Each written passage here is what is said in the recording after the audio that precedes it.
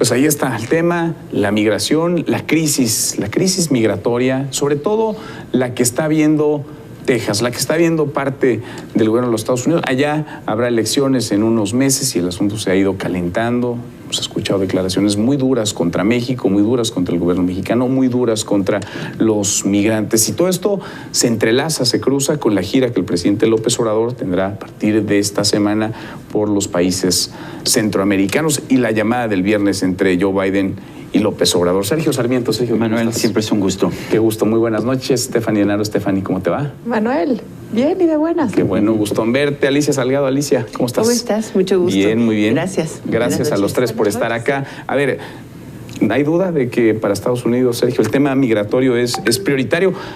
¿Para México también o no tanto?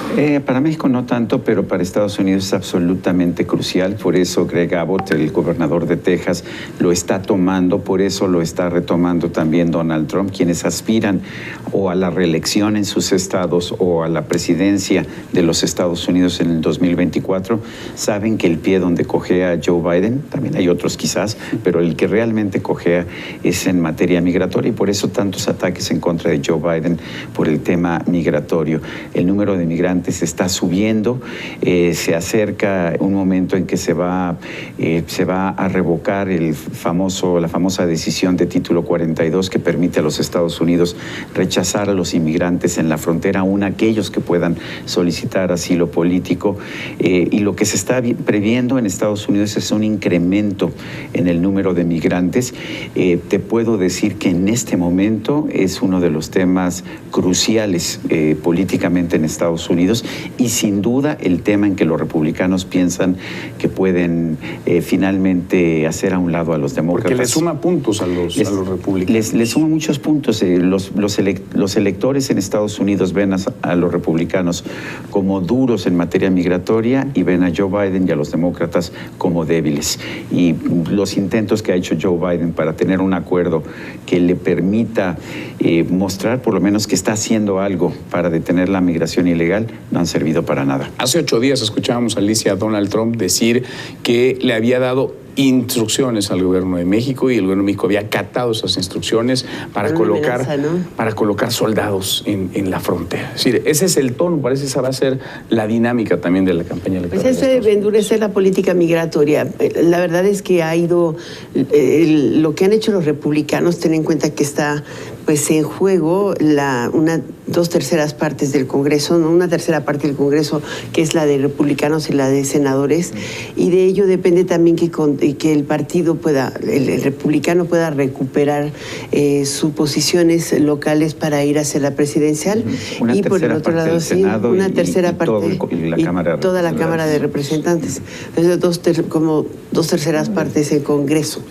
Y el tema es interesante porque hace un mes, todavía hace 2 meses, en que no estaba tan fuerte la posición de Biden y que no había anunciado la revocación del título 42 y de ahí se agarraron se tomaron los republicanos. El presidente no tenía tanto problema, estaba muy metido y ganaba en las encuestas de Gallup, por ejemplo, por el caso de Ucrania y Rusia y la posición que tenía en Rusia. Y es la decisión de volver o de atraer hacia la política nacional, los asuntos nacionales y la frontera como gancho, es un tema relevante para los republicanos porque le rompe la estrategia de política internacional donde gana mucha posición. Te decía, hace un mes, 3 de cada 10 norteamericanos, de acuerdo con Gallup, es una encuesta que ha estado circulando en prácticamente todos los medios estadounidenses, no tenía ninguna posición respecto a la inmigración. Sin embargo, de entonces a la fecha, e inclusive con acciones que han ido creciendo, como las de el uso de la doble revisión del transporte en la frontera de los Estados Unidos por el Abbott, con ello ahorita un solo mes, y es el 40%, 39.8% hasta ayer de los norteamericanos ya están preocupados y consideran vuelvan la inmigración un problema. O sea, va permeando. Entonces, va permeando como un asunto electoral. En la opinión pública. Aquí claro. el problema va a ser México, ¿no? Va a ser México. El canciller que va volando para allá no es coincidencia, ¿no? Después de la llamada del viernes, hoy lunes, Marcelo Ebrard rumbo a Washington. Totalmente. Y es que hay que entender esta situación bajo su propio contexto. Estamos en un contexto global en donde la seguridad nacional se ha vuelto personal. Estamos en esta situación por un virus que se fue transmitiendo de persona a persona y hoy esa dimensión va hacia los migrantes. Ahora, también hay que ver que el mundo está en crisis y que la migración no va a parar, va a aumentar. Tenemos que 3 países de América Latina están entre los 10 con mayor inflación a nivel mundial. Esto no causa empleos, esto hace que la gente tenga que dejar sus hogares y esto también hay que aumentarle el cambio climático. En verdad son circunstancias que van más allá de cualquier administración, pero como estamos sujetos a la democracia, lo bien o lo mal que lo hagan se va a transmitir en los votos y precisamente la migración vuelve a adquirir esas connotaciones electorales y de ahí el que México tenga que dejar de tener una autoestima nacional tan bajo. Que empecemos que no importa, porque esa gira a Centroamérica es nuestra área de seguridad nacional y tenemos que verla de esa manera. Ahora, a propósito de esto último que mencionas, ¿qué hacer? Porque venimos hablando de migración desde hace mucho tiempo. En los últimos años, siempre este es un problema, digamos, es un fenómeno que tiene décadas, incluso los gobiernos no logran resolverlo. ¿Qué hacer, Sergio? ¿Por dónde entrarle a esto? La única forma de resolver el problema de migración es como se resolvió el problema de migración de España a Alemania en los años 70, en los años 80, que fue con inversión en España y con la generación de empleos en España. El momento en que los españoles ya no tenían que dejar su terruño para irse a trabajar a Alemania, dejaron de hacerlo, así de sencillo. Lo que me preocupa del presidente López Obrador es que uno no se da cuenta de que la solución que él está proponiendo, porque lo que está proponiendo es programas asistenciales como los que se están aplicando en México, Sembrando Vida, Jóvenes Construyendo el Futuro. Lo que dice, lo que hay que hacer en el Triángulo Norte de Centroamérica y en otros países de Centroamérica es simple y sencillamente aplicar esos programas asistencialistas que yo estoy aplicando. Yo diría que esto no ha funcionado. En realidad, México había dejado de estar mandando a trabajadores a los Estados Unidos. Hace 10, 15 años tuvimos de hecho una reversión en los flujos. Había más mexicanos regresando a México de los que se estaban yendo. Ya no es el caso.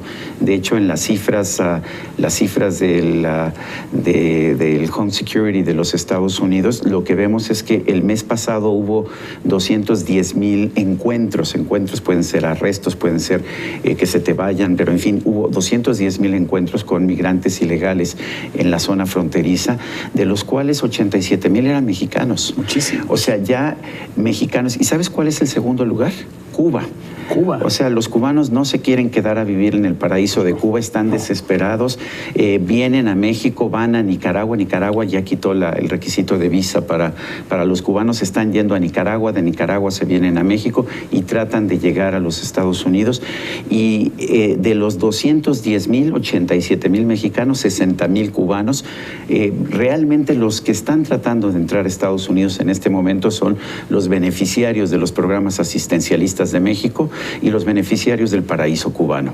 Claramente esa no es la solución. Pues no, porque además ya habían bajado mucho las estadísticas, digamos, la migración de mexicanos a Estados Unidos. Había bajado mucho, ya no es el caso, está subiendo. Y llevamos, a todo lo largo de este año, los mexicanos son número 1. Sí, de hecho, la estadística es muy clara. El dato es de 46.6 millones de no nacidos en los Estados Unidos. Es el último dato del mes de febrero que dio a conocer el censo. Y de ese total, 1.1 millones son hispanoamericanos, ¿no? O sea, son hispanoamericanos, no españoles, no de ningún lugar del mundo donde puedan hablar español, son de este continente. Y el 70% son mexicanos, o sea, de ese total. Son un montón. Pues estás hablando de 700,000 mexicanos detenidos en frontera o encontrados ilegales en el último año. Ahora, se ha incrementado también han establecido políticas muy interesantes, porque también hay atracción y selección de migrantes. No a todos los rechazan como asilo, porque tienen una política de selección de candidatos STEAM. Entonces, inclusive para las visas, hoy hay un poco de selectividad para facilitar la estancia de las esposas o de las parejas en esta circunstancia. Pero la realidad es que la política económica, el COVID o lo que sea de el último año hacia acá, sí ha expulsado un importante número de mexicanos hacia los Estados Unidos. Ahora, ¿les preocupa, nos tendría que preocupar que sea tan lucrativo en términos políticos, electorales en Estados Unidos criticar a México, criticar al gobierno de México, criticar a los migrantes, este discurso antimigrante, antimexicano, incluso que no es nuevo en Donald Trump, por ejemplo, pero que ahora ha tomado como bandera Greg Abbott y que pues, parece genera rédito, les da raja a quienes lo comentan? Nos tendría que preocupar esto. Yo creo que hay dos cosas que hacen de esto sumamente importante. Lo primero es que esta crisis migratoria se da dentro de una crisis existencial de Estados Unidos. Estados Unidos se define por ser el número 1 en el mundo. Ahora China le está disputando este puesto. ¿Qué va a hacer de Estados Unidos cuando ya no sea el número 1? Y si a eso le sumas que está dejando de ser blanco, anglosajón y protestante, pues es otra crisis de identidad más fuerte dentro de una crisis global. Ahora, esto también nos debe de afectar a los mexicanos porque somos un país que somos muy racistas entre nosotros. ¿Qué va a pasar cuando haya los suficientes migrantes aquí para que tengamos que dejar de ser racistas entre nosotros y ser racistas con los demás, como lo hemos demostrado cuando vienen los migrantes centroamericanos? Creo que no nos hemos puesto a pensar en el caos que puede suceder aquí si no hay una mayor educación o también si nuestras fronteras no son más fuertes. ¿Nos tendría que preocupar? Pues mira, nos preocupa porque siempre los nacionalismos de todo tipo han sido la puerta de apertura a los regímenes autoritarios. Lo fueron en Italia y en Alemania en los años 20 y 30 del siglo pasado. Fueron la puerta de entrada de Donald Trump a la presidencia de los Estados Unidos. El rechazo al diferente, el rechazo al extraño, es siempre una de las características más notables de aquellos que quieren ser autoritarios, cuando en realidad lo que nos dice la historia es algo completamente distinto. Las sociedades nos beneficiamos de los migrantes.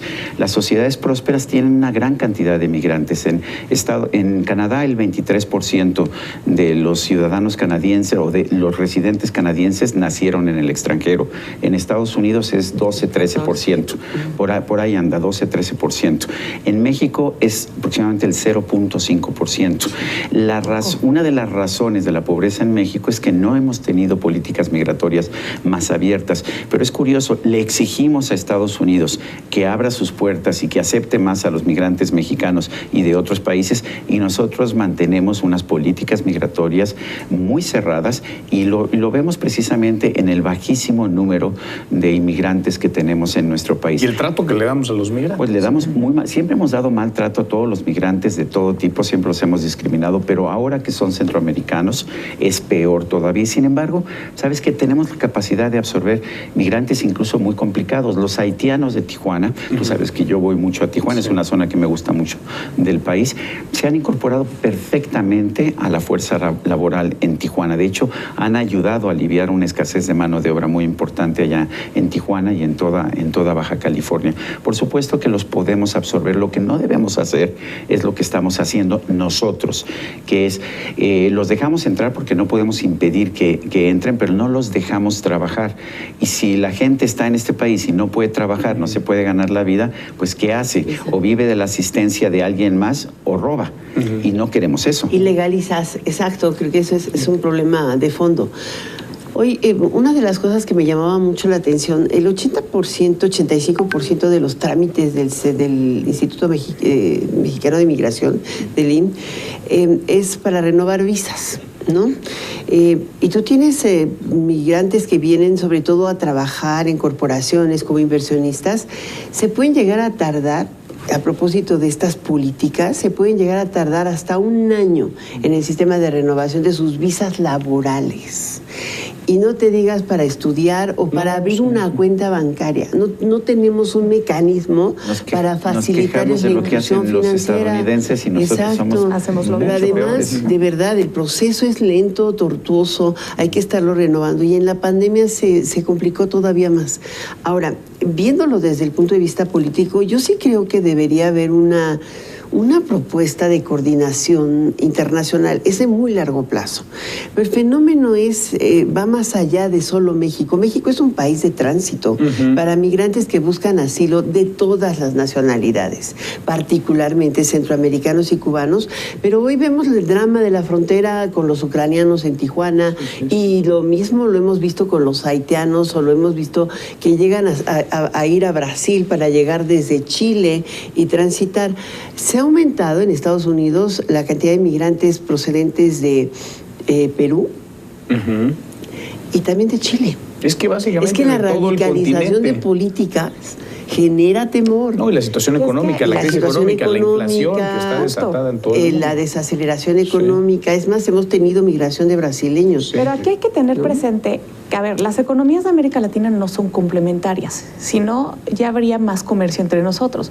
Yo creo que lo que se tiene que hacer es abogar por algo innovador, como lo que hizo la ONU en Honduras con las zonas económicas especiales, que reordenaron el territorio de manera diferente, porque vieron que la gente no salía de la pobreza y entonces la economía empezó a andar y la gente empezó a ser más rica. Ha sido un éxito. Creo que se debería de pensar diferente y abogar por ese tipo de soluciones. Pero muy sencillo, fue con inversión privada. No vas a generar crecimiento económico con programas asistencialistas del gobierno, con subsidios. Simple y sencillamente no va a funcionar así. La solución la vimos en Honduras, la hemos visto en Costa Rica. Costa Rica es un país centroamericano que tiene estabilidad y que está bueno, es el Intel, pero muchas otras cosas han tenido inversión privada.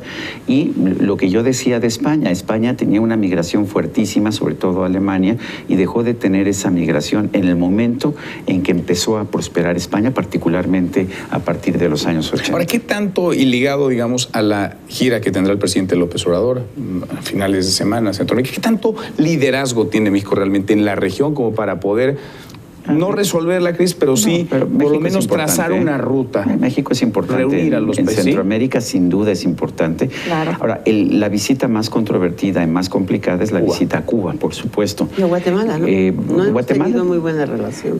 Pero dentro Pero de todo, Cuba, yo creo que no vamos a tener problemas, pero yo creo que la visita a Cuba sí puede generarnos a nosotros problemas en nuestra relación con los Estados Unidos. ¿Tendrían que invitar a Cuba a la Cumbre de las Américas? Decía el presidente López Obrador, todos somos americanos, ¿o no? Pues igual a Venezuela, yo creo que tampoco. No, es un país democrático. Yo siempre he sentido que es ¿no? mejor invitar a los países con los que no estás de acuerdo. Esa es mi posición personal. Bienvenido Cuba, bienvenido Venezuela, lo cual no quiere decir que no cuestiones el sistema económico y político de Cuba, de Venezuela y de Nicaragua. También hay que tomar en cuenta lo que pasó la semana pasada con los congresistas en Estados Unidos, que meten una queja de que México está supuestamente violando el tratado México, Estados Unidos y Canadá Mano de obra esclava. por mano de obra esclava con los médicos que vinieron aquí a ayudar durante la pandemia. Entonces, claro que va a generar una controversia, pero también desde un punto de vista geopolítico, Cuba está dentro de nuestra área de seguridad nacional porque nos puede bloquear la salida al Golfo. Entonces, también es estratégico mantener una buena relación con Cuba, aunque... ¿Sí hay que invitarlos o no hay que invitarlos? Yo creo que sí, pero no hay que invitarlos al Día de la Independencia. A ver, yo creo Y tampoco prestarles el Palacio, Palacio los pinos, Nacional. aunque no nos guste. Pero a ver, sabemos que los Sí. embargos económicos no funcionan. Si no funcionó en Cuba en 63 años, no va a funcionar. Siempre es mejor tener a todos sentados en la misma mesa. Lo decía Maquiavelo. Es mejor tener a tu enemigo sentado a tu mesa que tenerlo aparte conspirando. Y el diagnóstico Totalmente. está clarísimo, ¿no? De Cuba lo hemos platicado, no hay libertades, Pues, es una sin duda. dictadura lo que se vive allá. Y no debemos dejar de cuestionar a Cuba, pero eso no significa que no vaya a las reuniones que no vaya, que no internacionales. esté sentado a la mesa. Gracias a los tres, Sergio, muchas gracias, A Stephanie. ti. Gracias, Muchas Alicia. gracias, A usted Manuel. por vernos esta mañana, acá nos encontramos. Pásela bien.